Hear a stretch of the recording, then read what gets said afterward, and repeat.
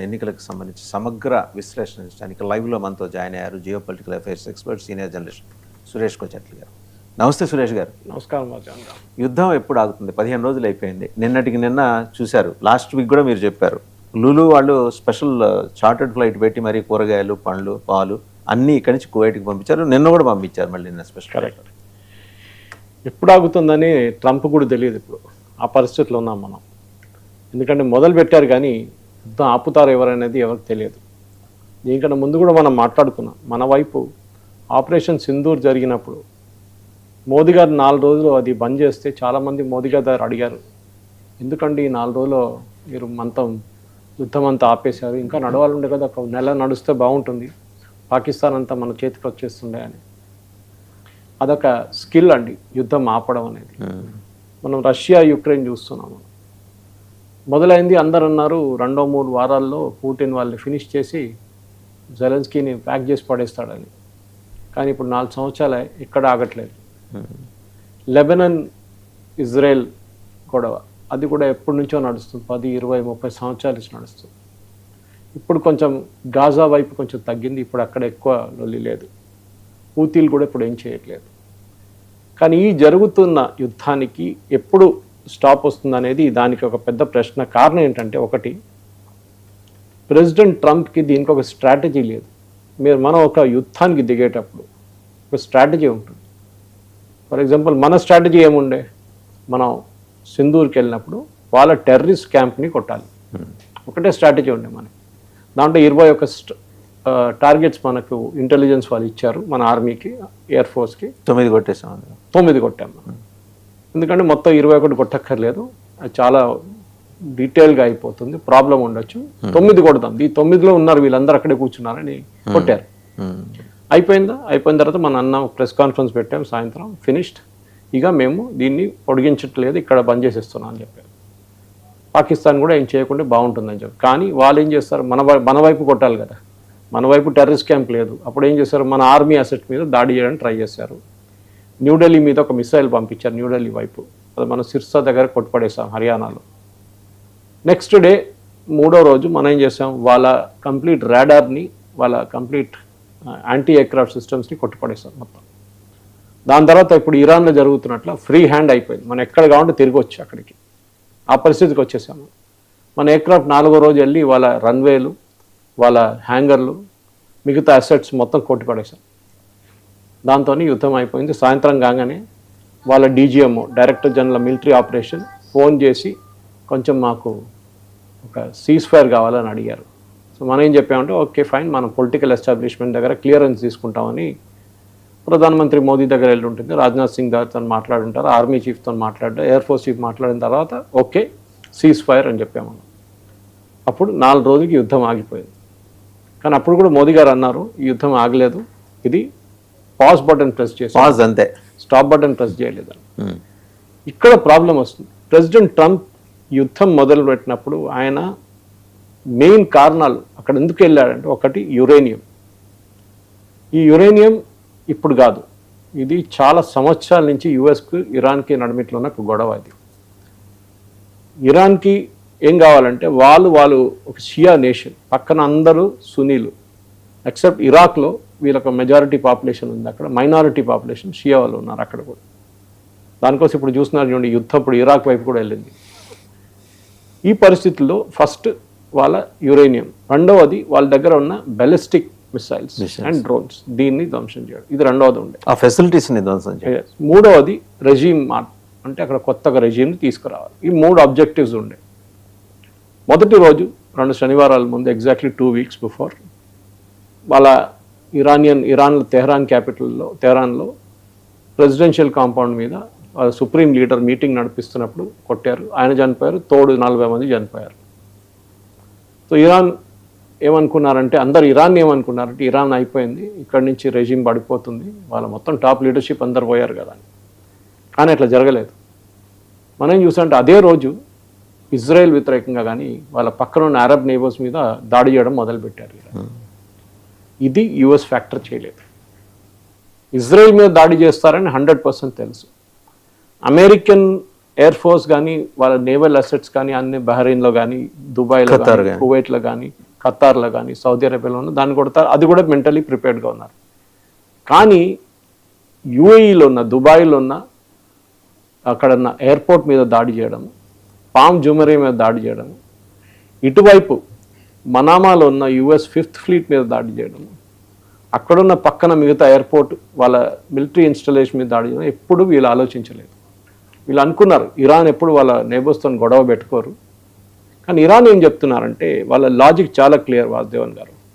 ఒకటి, మీరు మా మిలిటరీ అసెట్ మీద దాడి చేశారు, ఓకే గ్రేట్, మేము మీ మిలిటరీ అసెట్ మీద కొట్టలేము, మీరు చాలా దూరం ఉన్నారు, యుఎస్ ఇజ్రాయెల్ని అప్పుడప్పుడు ట్రై చేస్తూ ఉంటాం మేము, అది కాకుండా మేము మీ నేవల్ అసెట్స్ వాళ్ళ వీళ్ళ మీద అసెట్ కానీ మీరు మీ సిట్టింగ్ డక్స్ అంటాం మన ఇంగ్లీష్లో, మీ ఎయిర్క్రాఫ్ట్ అంతా సౌదీ అరేబియాలో ఇంకా ఖతార్లో ఉన్న ఆల్ బేస్లో ఉంది, అది కాకుండా కువైట్లో ఉంది, నేను చెప్పిన మాటకు ఖతార్లో ఉన్నారు, వీళ్ళన్ని ప్లేసెస్లో వీళ్ళది ఉన్నారు కంప్లీట్గా.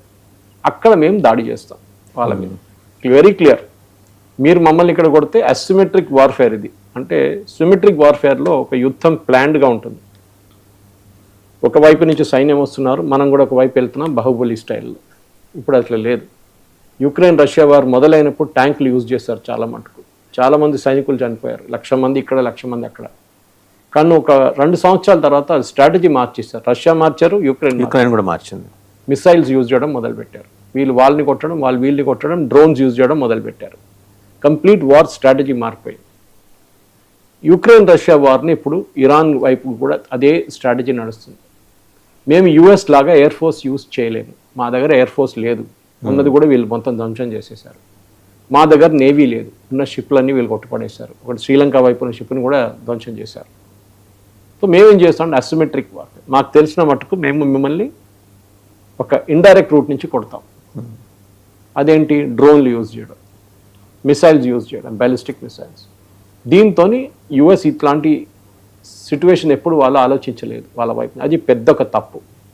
ఇప్పుడు మీరు అడిగిన ప్రశ్నకి యుద్ధం ఎప్పుడు ఆగుతుందో అనేది ఈ తప్పు మీద జరిగిందంట. మీరు ముందే ప్లాన్ చేసుకుంటుండే ఒక 10 రోజుల్లో వీళ్ళ మొత్తం ఇన్ఫ్రాస్ట్రక్చర్ని కొట్టుపడేద్దాం, దాని తర్వాత వీళ్ళు సరెండర్ అవుతారు. మీరు ఆ వర్డ్ ప్రెసిడెంట్ ట్రంప్ మళ్ళీ యూజ్ చేశారు ఆ word, Iran has to surrender unconditionally అన్నారు. కాలేదు. నేను కొత్త లీడర్ని, ఇరాన్ లీడర్ని ఇంటర్వ్యూ చేసి నేనే సెలెక్ట్ చేస్తాను, అది కూడా కాలేదు. ఆయన బ్రీఫ్ కేసులో 3 పేర్లు కూడా పెట్టుకొని తిరుగుతున్నాడు, అది కూడా పోయినాయి. దాని తర్వాత అన్నారు అక్కడ ప్రజలు రోడ్డు మీదకి వచ్చి రెజీమ్ని మార్చేస్తారు, గవర్నమెంట్ని మార్చేస్తారు, అది కూడా జరగలేదు. ఈ 3 జరగకపోతే ఇప్పుడు దీని నుంచి బయట ఎట్లా పడాలని చూస్తున్నారు. డైలీ ప్రెసిడెంట్ ట్రంప్ ఏదో ఒక ర్యాలీలో, ఏదో ఒక మీటింగ్లో, ఏదో ఒక ఆఫ్ ద కఫ్ రిమార్క్స్లో, లేకుంటే ప్రెసిడెంట్ ఎయిర్ ఫోర్స్ 1లో మాట్లాడుతూ మొత్తం ధ్వంసం చేసాం, వాళ్ళ దగ్గర ఏం లేదు, వాళ్ళ దగ్గర ఎయిర్ ఫోర్స్ లేదు, నేవీ లేదు, వాళ్ళ దగ్గర ఏం లేదు.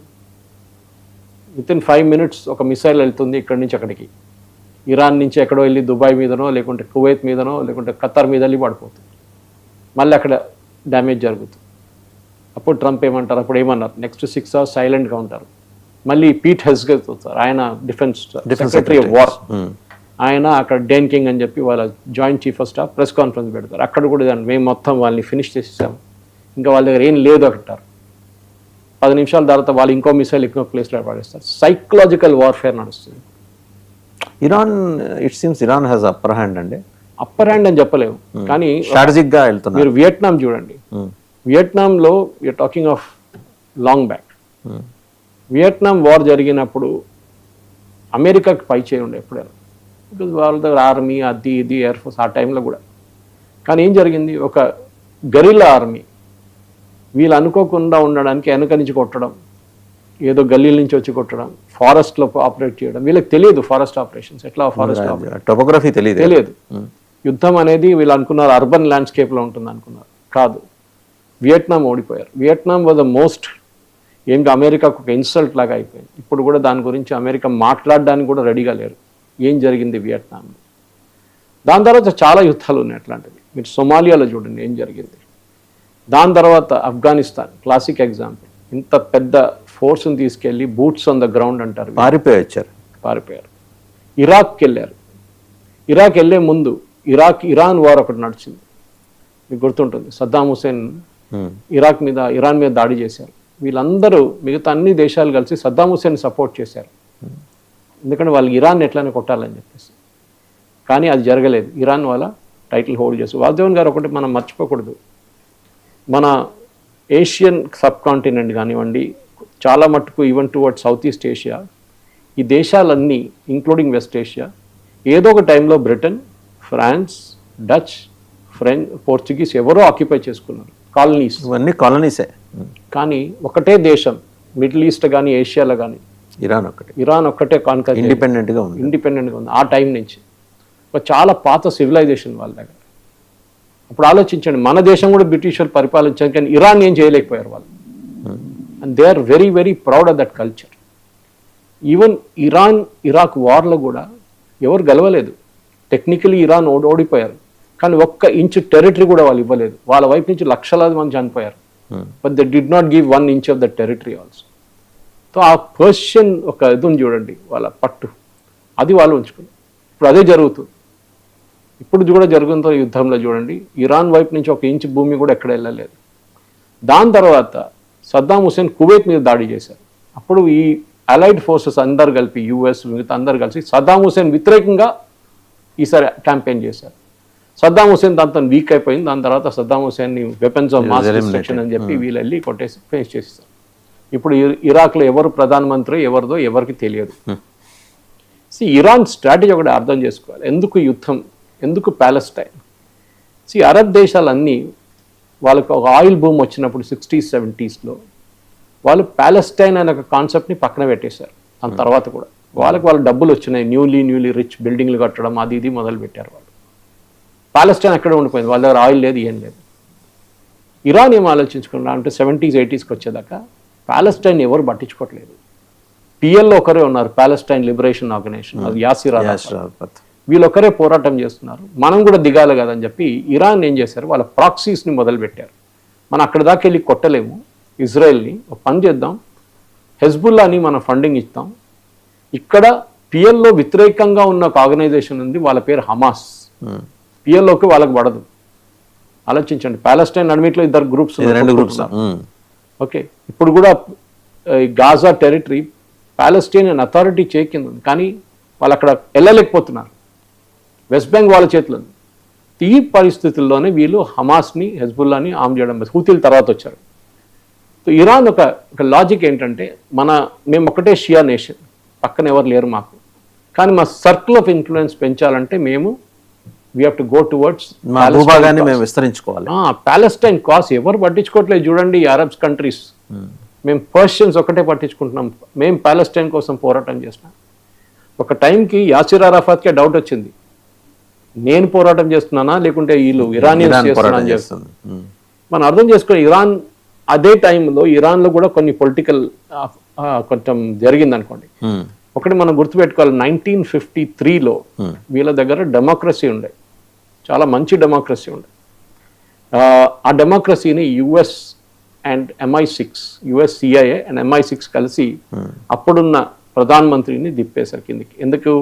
ఆయన నేషనలైజేషన్ మొదలు పెట్టారు.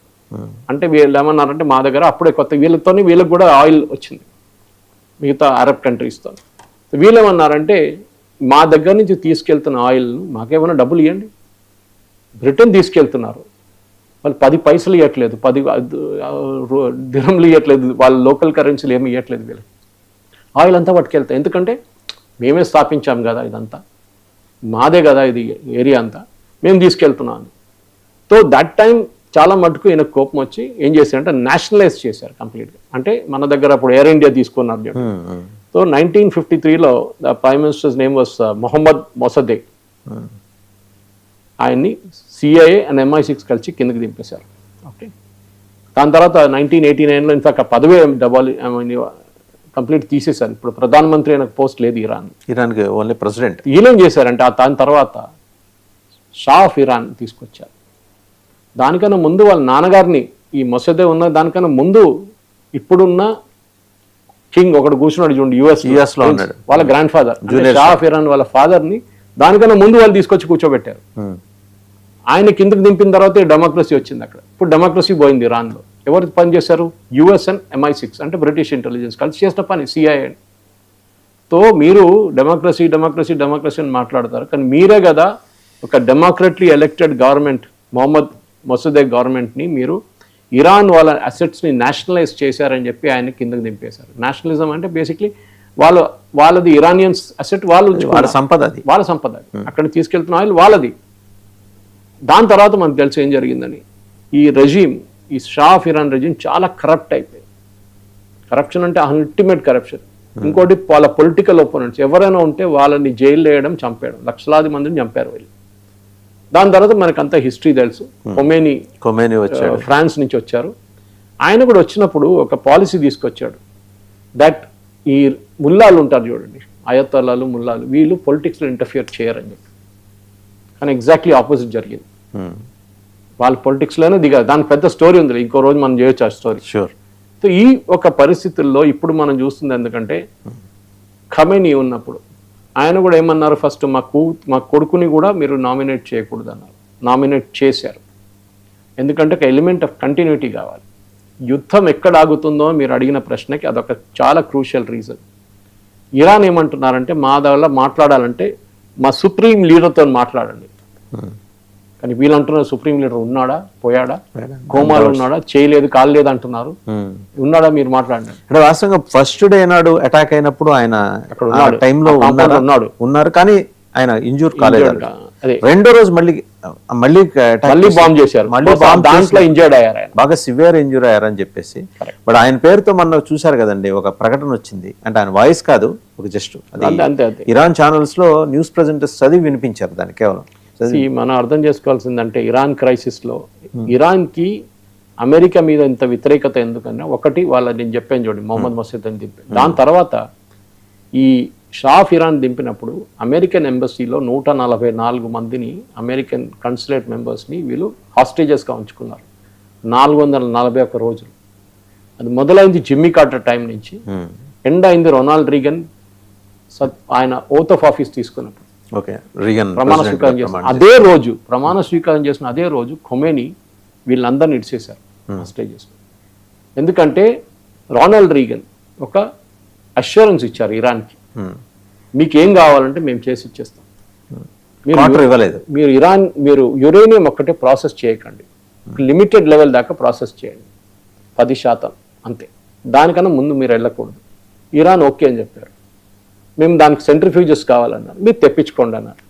వీళ్ళు సెంట్రిఫ్యూజెస్ ఆర్డర్ చేశారు. సెంట్రిఫ్యూజెస్ వస్తున్నప్పుడు పట్టుకున్నారు యూరోప్ నుంచి. సో మీరు ఇచ్చిన మాటకి నిలబడలేదు. ఆ ఒక కోపం ఉంది ఇరాన్కి. సో మన యుద్ధం అని ఇప్పుడు ఒక నారో కాస్టింగ్ లో చూస్తున్నాం. ఈ యుద్ధం బ్యాక్గ్రౌండ్ ఉంది, చాలా పెద్ద బ్యాక్గ్రౌండ్ ఉంది దీనికి. అప్పుడు జార్జ్ బుష్ టైంలో, దాని తర్వాత ఒబామా టైంలో, ఒబామా ఇన్ఫ్యాక్ట్ పర్మిషన్ ఇచ్చారు, మీరు ప్రాసెస్ చేసుకోండి యురేనియం, కానీ limited number, limited quantity, limited purity, దానికన్నా ముందు మీరు వెళ్ళకూడదు. Only that should be useful only for power generation అంతే, కానీ జరగలేదు. సో ఇప్పుడు జరుగుతున్న యుద్ధంలో మీరు ఇరాన్ వైపు నిలబడి చూస్తే వాళ్ళ కంప్లైంట్స్ ఉన్నాయి. మమ్మల్ని పుష్ చేస్తున్నారు వీళ్ళందరూ కలిసి. సరే మా రెజీమ్ కూడా చాలా హారబుల్ ఉండే, అది వీళ్ళు అంగీకరించారు చాలా మంది, వాళ్ళ ముల్లాలతో నడవాలి. ఎందుకంటే ఖొమేనీ కరెక్ట్గా చెప్పారు.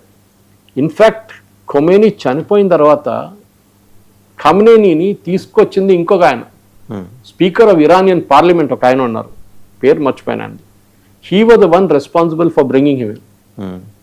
ఆయన ఏమనుకున్నారు, ఇది చాలా లైట్ హెడెడ్, ఈయన ఏం చేయడు ఖమేనీ, నేను చెప్పిన మాట వింటాడు అని చెప్పి తీసుకొచ్చారు. కానీ ఈయన చాలా చాలు మనిషి, ఈయన చాలా కావాలని చెప్పి అక్కడిక్కడ చక్రాలు తిప్పాడు. తర్వాత ఈయన పవర్ఫుల్ అయిపోయాడు. ద ఐడియా వాజ్ దట్ ఈ ముల్లాలు అయ్యతోళ్ళందరూ గవర్నమెంట్ కింద కంట్రోల్ ఉంటారు అనుకున్నారు, గవర్నమెంట్ వాళ్ళ కంట్రోల్లోకి వెళ్ళిపోయింది. సో దీని తర్వాత ఇప్పుడు మనం చూసాం ఇరాన్ ది వార్ మొదలైంది, ఇప్పుడు బాంబింగ్ నడుస్తుంది. దీంట్లో పెద్ద ఒక రీజన్ ఇప్పుడు కూడా అమెరికా ఏమంటున్నారంటే, అక్కడ ఒక మార్పు రావాలంటే ఇరానియన్ ఆర్మీ చాలా క్రూషియల్. ఎందుకంటే ఇరానియన్ ఆర్మీని ట్రైన్ చేసింది యుఎస్ షా ఆఫ్ ఇరాన్ టైంలో. ఇన్ఫ్యాక్ట్ ఖొమేనీ వచ్చిన తర్వాత ఫస్ట్ స్టెప్ వీళ్ళు ఏం చేసుకున్నారంటే, దాంట్లో చాలా మంది జనరల్స్ని, పైలట్స్ని చంపేశారు. పైలట్స్ని కూడా ఎయిర్ ఫోర్స్ పైలట్స్ వాళ్ళే ట్రైన్ చేశారు. చాలా అల్ట్రా మోడర్న్ ఎయిర్క్రాఫ్ట్ ఉంటాయి యుఎస్ దగ్గర నుంచి, మిసైల్స్ ఉండే అన్నీ ఉండే వాళ్ళ దగ్గర. వాళ్ళు జనరల్స్ని, పైలట్స్ని, వీళ్ళందరూ సీనియర్ ఆఫీసర్స్ని అందరినీ ఫినిష్ చేసేసారు ఇరానియన్ రెజిమ్, ఖొమేనీ రెజిమ్. ఎందుకంటే వీళ్ళకి ఎప్పుడు వాళ్ళ మీద అనుమానం ఉండే వీళ్ళు ఏదో ఒక రోజు మా మీద తిరుగుబాటు చెప్తారని. ఏం చేశారంటే వీళ్ళు ఒక కొత్త గ్రూప్ క్రియేట్ చేశారు, ఐఆర్జిసి, ఇస్లామిక్ రెవల్యూషనరీ గార్డ్. దాన్ని వీళ్ళ పర్సనల్ ఆర్మీగా మెయింటైన్ చేసుకున్నారు. సో మీరు బిలీవ్ చేయరు, దీంట్లో ఒక ఐఆర్జిసి చీఫ్ ఉండే సులేమాని అని చెప్పి, ఆయన యుఎస్ చంపారు 2020 స్ట్రైక్ లో, ఎయిర్ స్ట్రైక్ లో. ఈ సులేమాని వాసుదేవన్ గారు ఇక్కడ ఆఫ్ఘనిస్తాన్ లో బాగారాం ఎయిర్ ఫోర్స్ బేస్ ఓపెన్ చేయాలి, మాకు ఒక రన్వే కావాలంటే ఆ టైంలో ఎవరు అక్కడ వెళ్ళడానికి రెడీగా లేరు ఆఫ్ఘనిస్తాన్ కి. యుఎస్ రిక్వెస్ట్ చేశారు, మీరు ఒక పని చేయండి, అక్కడ వెళ్ళి మీకున్న ఇన్ఫ్లుయెన్స్ యూజ్ చేసి రన్వే ఒకసారి ఓపెన్ చెప్పేయండి, మా ప్లేన్లు ల్యాండ్ అవ్వాలి. ఇదే సులేమాని చేసి ఇచ్చాడు వాళ్ళకి. తర్వాత ఆయన్ని చంపేస్తారు. యుఎస్ ఎత్తుకెళ్ళలాగా. సో యుఎస్కి ఏంటంటే మీరు ఎప్పుడు దాకా మాకు పనికి వస్తారో అప్పటి వరకే వాడుకుంటాం, దాని తర్వాత మిమ్మల్ని తీసి పక్కన ఎలిమినేట్ చేయడం. ఇది ఇరాన్ ఒకటే కాదు, మీరు ప్రతి చోట చూడండి వాళ్ళు ఎక్కడెక్కడ వాళ్ళ ఆర్మీని మెయింటైన్ చేసుకున్నారు. ఒసామా బిన్ లాడెన్ తీసుకొచ్చిన మనుషులు వీలే, తర్వాత చంపిన మనుషులు కూడా వీలే. మన దగ్గర ఇందిరాగాంధీ బింద్రన్ వాళ్ళని తీసుకొచ్చిన అదే కేసు అనమాట, భస్మాసుర్ ఎఫెక్ట్ అంటాం. ఈ పరిస్థితుల్లోనే మనం ఇప్పుడున్న యుద్ధం చూస్తే ఒకవైపు ఇరాన్ చెప్తుంది జస్టిఫైడ్ అనిపిస్తుంది మనకి, ఇంకో వైపు అక్కడ రెజీమ్ మార్పు రావాలి. ఎందుకంటే షా ఆఫ్ ఇరాన్ టైంలో ఉన్నప్పుడు మెచ్చుకోవాలి, correct, Iran was a very advanced nation. వాళ్ళ దగ్గర లేటెస్ట్ ఆయుధాలు, ఎడ్యుకేషన్ సిస్టమ్ అన్ని మోడర్న్ ఉన్నాయి. కానీ ఇప్పుడు అదేం లేదు, వాళ్ళ దగ్గర ఆర్మ్స్ లేదు, అమ్యునిషన్ లేదు, ఏం లేదు, కానీ డ్రోన్లు తయారు చేసుకుంటున్నారు వాళ్ళు, మిసైల్ తయారు. డ్రోన్స్ మిసైల్స్ లో ఎక్స్పర్టైజ్ ఉంది. సో మీరు అడిగే ప్రశ్నకి ఇప్పుడు యుద్ధం ఆగుతుందా అంటే, యుద్ధం ఆగాలంటే ఎవరో ఒకరు మేము గెలిచేసామని చెప్పి పక్కన ఆల్మోస్ట్ ఆగిపోయినట్టు అనుకోవచ్చు సార్, ఎందుకంటే నెతన్యాహు చనిపోయాడని చెప్పేసి వస్తుంది. అంత బ్లండర్. ఆయన అంత్యక్రియలు కూడా జరిగినాయి. మళ్ళీ ఇవాళ పొద్దున ఇరాన్ కొత్త పిలిపించారు, నిన్నైతే జరిగినాయి. నెతన్యాహుని చంపుతాం మేము అని చెప్పి ఇవాళ పొద్దున ఇరాన్ పిలిపించారు. అంటే ఆయన చనిపోతే మళ్ళీ ఎందుకు చెప్తారు? సో దట్ ఈస్ ఒక వార్లో విన్స్టన్ చర్చిల్, సెకండ్ వరల్డ్ వార్లో విన్స్టన్ చర్చిల్ #1 టార్గెట్గా పెట్టుకున్నారు జర్మన్స్. ఆయన ఎక్కడ దొరికితే ఆయన ఫినిష్ చేసేసాడు అని చెప్పి బ్రిటిష్ ప్రైమ్ మినిస్టర్ ఆ టైంలో వార్లో. సో ఏం చేశారంటే వీళ్ళు డ్యూప్లు తయారు చేస్తారు, విన్స్టన్ చర్చిల్ లాగా 4 తయారు చేశారు. ఆయన ఇక్కడ కనిపిస్తాడు, ఫ్రాన్స్లో కనిపిస్తాడు, నెక్స్ట్ చూస్తే ఆయన ఇటలీలో కనిపిస్తాడు, 3వ రోజేమో అక్కడ సీలో కనిపిస్తాడు, ఎక్కడో సబ్మెరీన్లో తిరుగుతున్నాడు. సో వీళ్ళే పరిషన్ జర్మన్స్, వీళ్ళు ఎక్కడున్నాడు నిజమైన చర్చిలు ఎవరు దీంట్లో? అదే స్ట్రాటజీ ఇజ్రాయెల్ యూజ్ చేస్తుంది. ఎందుకంటే ఆయన అంత్యక్రియలు జరిగిన బాడీ కనిపించాడు, అందుకని ఆయన అక్కడ ఉన్నాడు. వాళ్ళ కంట్రీ అంత ఈజీ కాదు, ఇజ్రాయెల్ ని కొట్టడం అంత ఈజీ కాదు, next impossible. It's next impossible. But the same time Iran ని ఇజ్రాయెల్ ఇప్పుడు ముట్టుకోవట్లేదు. మీరు చూడండి, వాళ్ళు అప్పుడప్పుడు వచ్చి ఒక బాంబు సాల్వ్ అయిపోయింది సార్. ఖమేనీని చంపడం అనేది వాళ్ళ ఫోకస్ ఇప్పుడు, వాళ్ళ మెయిన్ ఫోకస్ హెజ్బుల్లా వైపు, లెబనాన్ మీద ఉంది. లెబనాన్ మీద కొడుతున్నారు. లెబనీస్ గవర్నమెంట్ కూడా చెప్పారు, ఒక పని చేద్దాం, మన ఇద్దరు కూర్చొని మాట్లాడుకుని వాడిని తీసి బయటపడేద్దాం అని. కానీ అక్కడి నుంచి హెజ్బుల్లా వెళ్ళారు, యాజ్ మచ్ యాజ్ హమాస్ కూర్చున్నారు గాజాలో. బట్ ఇలా ఫండింగ్ ఇప్పుడు కష్టం కదా సార్, ఇవి ఇరాన్ ఫండింగ్ కష్టం. కానీ వాళ్ళ దగ్గర ఇప్పుడు కూడా 30 నుంచి 40 వేల మిసైల్స్ ఉన్నాయి వాళ్ళ దగ్గర, ఇది బ్యాలిస్టిక్ మిసైల్స్. లెబనాన్ లో హెజ్బుల్లా దగ్గర. దానికోసం ఇజ్రాయెల్ గ్రౌండ్ ఇన్వేషన్ చేశారు, మన ఇళ్ళ సొరంగాలన్నీ వాళ్ళు ఫిజికల్ వెళ్ళి కొట్టాలి. ఇది యుఎస్ ఇరాన్ లో చేయాలండే, కానీ యుఎస్ కి భయం చేయడం. వాళ్ళు ఫోర్స్ ఆన్ గ్రౌండ్, వాళ్ళు ఎప్పుడు బెటర్ వాళ్ళు అంతే, ఎందుకంటే చనిపోతారు వాళ్ళు. యుఎస్ కి ఇంత గట్స్ లేదు, ఎయిర్ నుంచి కొడతారు వాళ్ళ బాడీ కాన్స్టిట్యూషన్ కూడా వెరీ డెలికేట్. నేవీ నుంచి కొడిపోతున్నారు, నేవల్ షిప్స్ నుంచి కొడతారు, కానీ వాళ్ళు బూట్స్ ఆన్ ద గ్రౌండ్ పెట్టరు. ఎందుకంటే 10 మంది చనిపోయారు అనుకోండి, పెద్ద ఇష్యూ అయిపోతుంది యుఎస్ లో. అదనమాట sir. Coming to the next topic sir, మనం ఒకసారి కనుక చూస్తే మన దేశంలో 5 రాష్ట్రాల్లో ఎన్నికలు జరగబోతున్నాయి.